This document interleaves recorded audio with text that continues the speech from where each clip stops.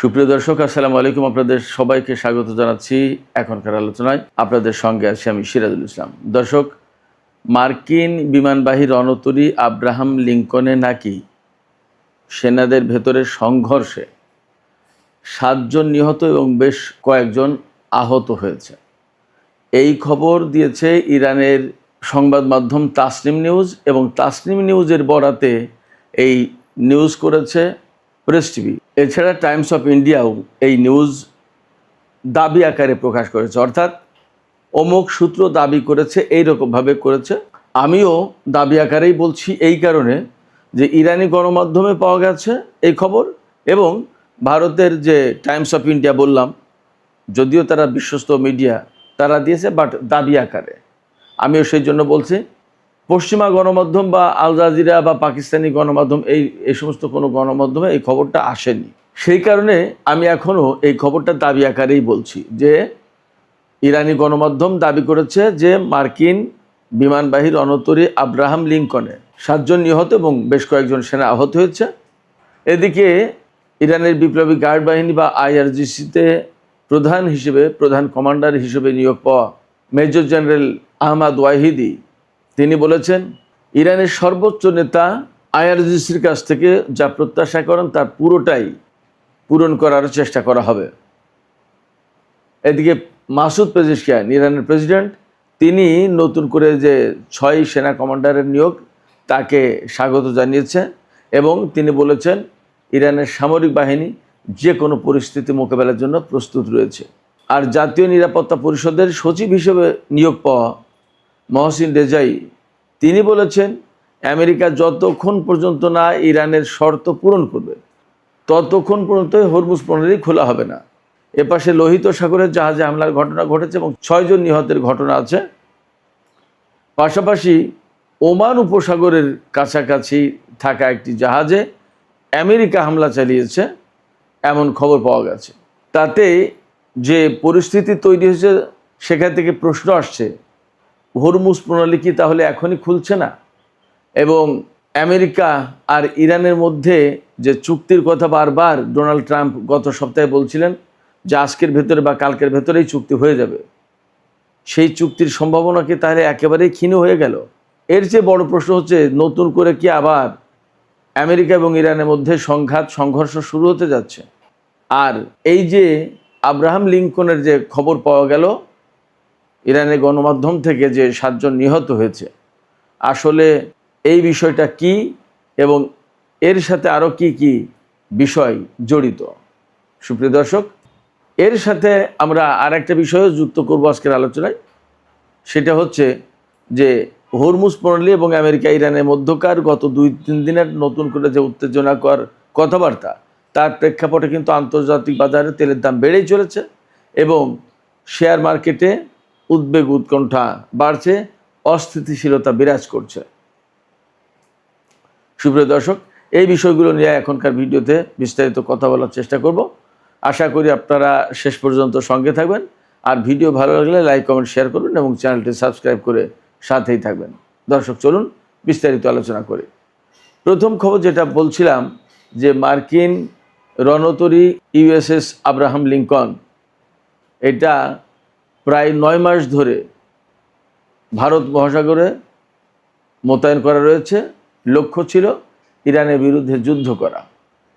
2025 সালে অর্থাৎ গত বছরের নভেম্বর মাসে এই জাহাজ ভারত মহাসাগরে মোতায়েন করা হয়, এবং তখন ডোনাল্ড ট্রাম্প বিশ্বের সর্বাধুনিক এবং বৃহৎ যুদ্ধ জাহাজ হিসেবে, বিমানবাহী রণতরী হিসেবে ইরানকে ভয় দেখিয়েছিলেন।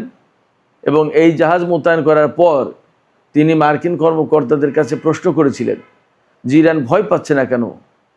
আমাদের সবচেয়ে গুরুত্বপূর্ণ রণতরী মোতায়েন করলাম ইরানের একেবারে উপকূলের কাছাকাছি বলা যায়, তারপরেও তারা ভয় পাচ্ছে না, তারা নত হচ্ছে না, তারা চুক্তি করছে না, তারা আলোচনা আসছে না, ব্যাপারটাকে।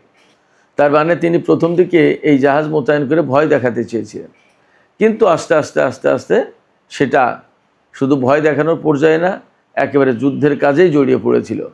এবং এই জাহাজ মোতায়েন করে এখন দেখা যাচ্ছে আমেরিকা এক ধরনের ঝামেলার ভিতরে পড়ে গেছে।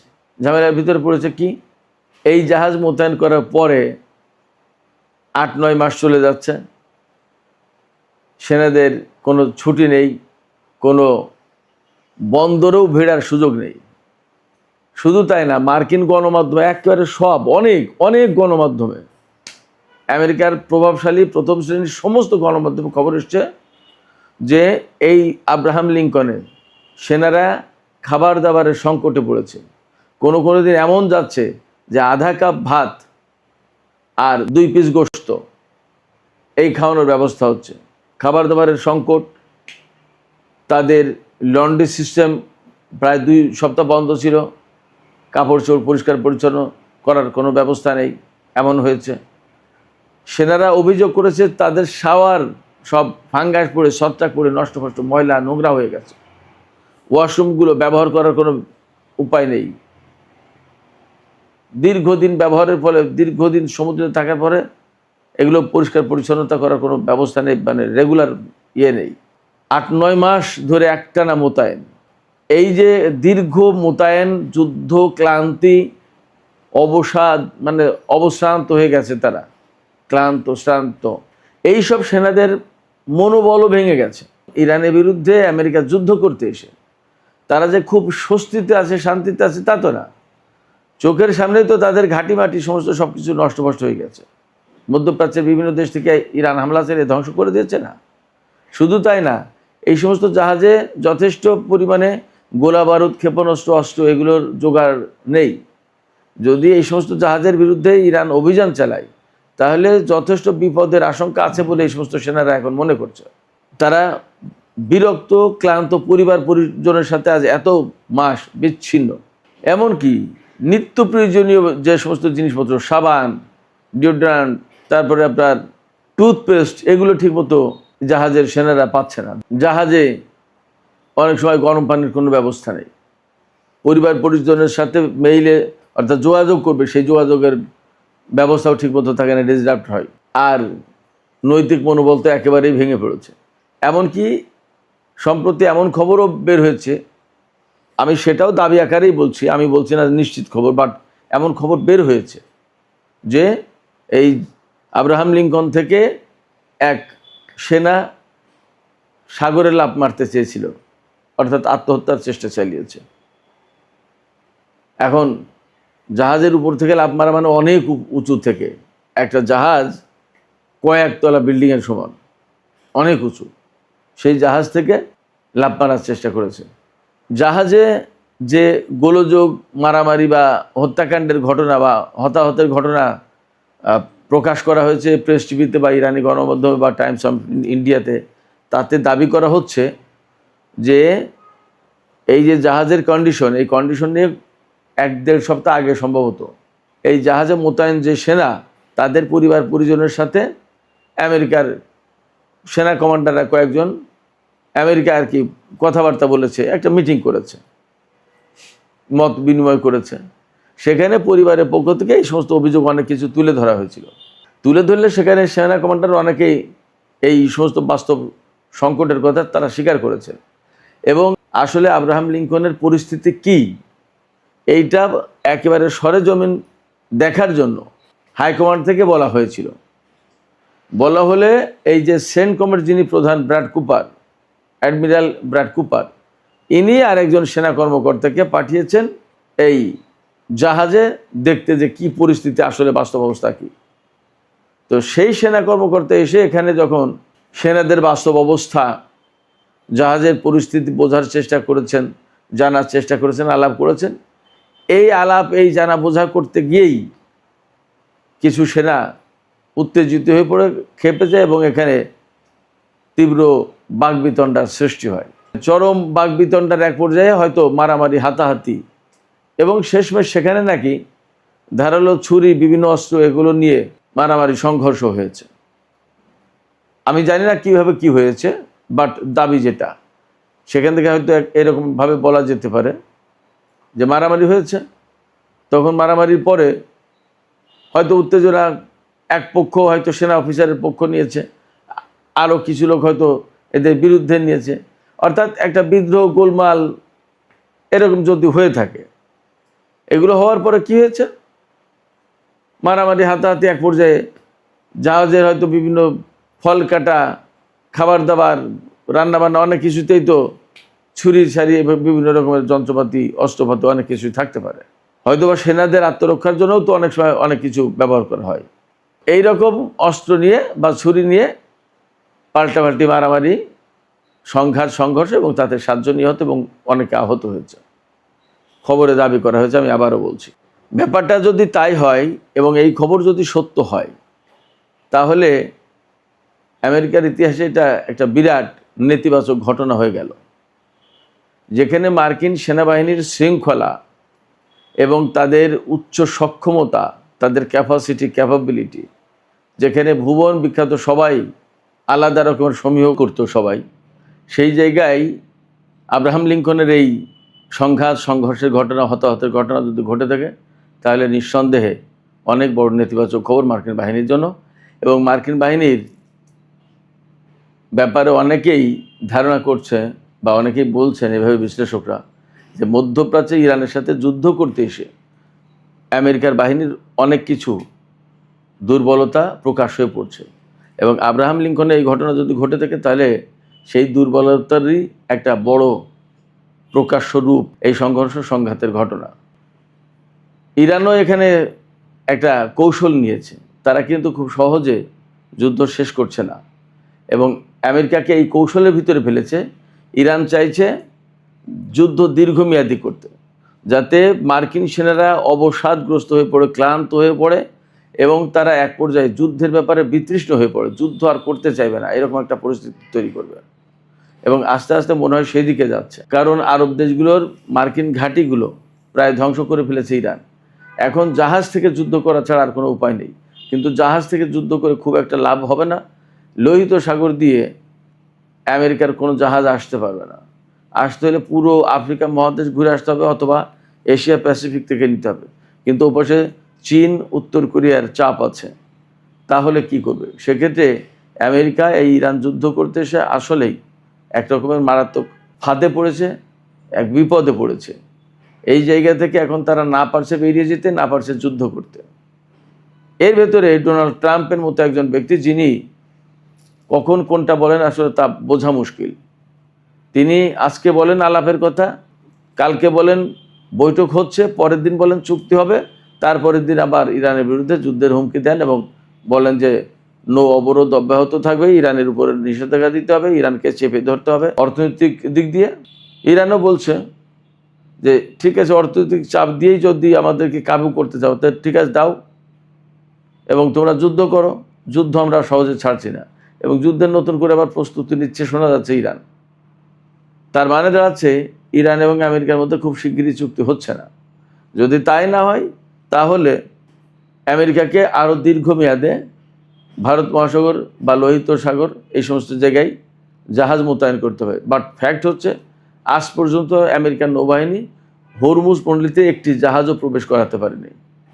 একদিনের জন্য হরমুজ প্রণালী তারা শক্তি প্রয়োগ করে খুলতে পারেনি। ফলে ইরানের সাথে দীর্ঘমেয়াদে যুদ্ধে গেলেই আমেরিকায় বিপদে পড়বে এবং পড়েছে অলরেডি। এর আগে আমরা জেরাল্ড আর ফোর্ডের কাহিনী জানি। জেরাল্ড আর ফোর্ড আব্রাহাম লিঙ্কনের চেয়েও বড় এবং আধুনিক। এই জেরাল্ড আর ফোর্ড যুদ্ধ করতে এসেছিল, ভূমধ্যসাগরে মোতায়েন করা ছিল, লোহিত সাগরেও আসতে পারেনি।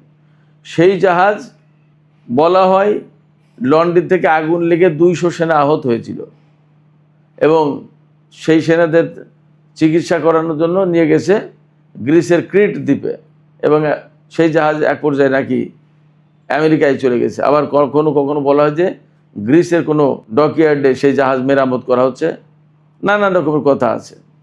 তার মানে এই যে তাদের সবচেয়ে বড় 2 জাহাজ বিমানবাহী রণতরী, জেরাল্ড আর ফোর্ড এবং আব্রাহাম লিঙ্কন, এই 2 জাহাজেরই তো ত্রাহি অবস্থা। তার মানে কি, ইরানের মতো একটা শক্তি যদি দাঁড়িয়ে যায়, তাহলে আমেরিকার এই সমস্ত জাহাজ, বিমানবাহী রণতরী বলি আর যুদ্ধ জাহাজ, ফ্রিগেট, ডেস্ট্রয়ার, করভেট যাই বলি, এগুলো যে খুব বেশি দিন টিকতে পারবে না ইরানের দৃঢ় মনোবলের কারণে, এটা মোটামুটি বোঝা যাচ্ছে। যখন আমেরিকার সেনারা দীর্ঘ ক্লান্তিতে একেবারে নৈতিক মনোবল হারিয়ে ফেলেছে বলে বলা হচ্ছে বিভিন্ন খবরে, খোদ মার্কিন গণমাধ্যমে, পশ্চিমা গণমাধ্যমে, তখন ইরানের যে নতুন সামরিক কাঠামোতে পরিবর্তন আনা হলো এবং যে সমস্ত জেনারেলদেরকে নতুন করে নিয়োগ দেওয়া হলো, তারা এখন টকবক করে ফুটছে বলা যায় যুদ্ধের জন্য। তারা বলছেন যে ইরানের সর্বোচ্চ নেতা যা চাইবেন আমরা তাই ফুলফিল করার জন্য প্রস্তুত। অর্থাৎ ইরানের সর্বোচ্চ নেতা যদি বলেন এখন যুদ্ধ করতে হবে, মার্কিন বাহিনীকে মধ্যপ্রাচ্য থেকে তাড়িয়ে দিতে হবে, তাহলে জীবন বাজি রেখে যুদ্ধ করতে আমরা প্রস্তুত। এবং গতকাল কিন্তু আমরা খবর দিয়েছিলাম যে ইরানের সর্বোচ্চ নেতা বলেছেন যে গোয়েন্দা কার্যক্রম বাড়াতে হবে এবং অভিযানের প্রস্তুতি নিতে হবে। এর মানে দাঁড়াচ্ছে কি, ইরান খুব সহজে ছেড়ে দেবে না। আর এর অনেকগুলো বড় কারণের ভিতরে একটা কারণ, ইরানের সর্বোচ্চ নেতাকে হত্যা করা হয়েছে, তার ছেলে বর্তমানে সর্বোচ্চ নেতা। তিনি নিশ্চয়ই বাবার হত্যার প্রতিশোধ নেওয়ার চেষ্টা করবেন এবং ইরানি জনগণকে যেভাবে হত্যা করা হয়েছে তারও প্রতিশোধ নেওয়ার চেষ্টা করবেন। যে ব্যক্তি জীবনকে তুচ্ছ করেন তার কাছে কিন্তু এই প্রতিশোধ পরায়ণ হওয়া কঠিন কোনো কাজ না। সেক্ষেত্রে মধ্যপ্রাচ্যে খুব সহজে শান্তি ফিরে আসে এটা ভাবার কোনো কারণ নেই এবং আমেরিকার জন্য খুব সুখের দিন আসছে এমনটি ভাবার মনে হয় সুযোগ নেই। পরিস্থিতি যথেষ্ট জটিল। এই পরিস্থিতিতে ইরানের সর্বোচ্চ জাতীয় নিরাপত্তা পরিষদের সচিব মেজর জেনারেল মহসিন রেজাই তিনি বলেছেন ইরানের শর্ত মেনে না নিলে কোনো মতেই হরমুজ প্রণালী খোলা হবে না। শর্তগুলোর ভেতরে সবচেয়ে বড় শর্ত, ইরানের উপর থেকে নিষেধাজ্ঞা প্রত্যাহার করতে হবে, ইরানের বিদেশে আটকে থাকা অর্থ ছাড় করতে হবে, লেবানন গাজা সহ মধ্যপ্রাচ্যের সমস্ত জায়গায় যুদ্ধ বন্ধ করতে হবে, আরও অনেক কিছু আছে।